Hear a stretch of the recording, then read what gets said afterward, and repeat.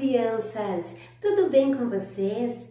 Hoje a Prof. Marisete quer falar um pouco sobre a letra S. S de Saci.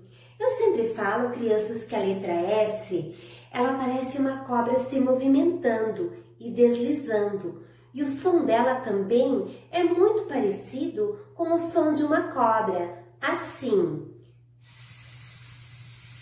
Eu já vou explicar mais nas próximas atividades.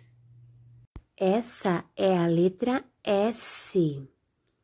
Podemos juntar a letra S com as vogais A, E, I, O, U.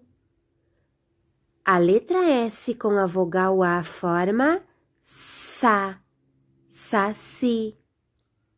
A letra S com a vogal E forma Se, sereia.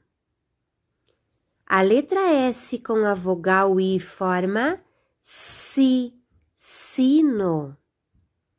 A letra S com a vogal O forma So, sorvete. A letra S com a vogal U forma Su, suco.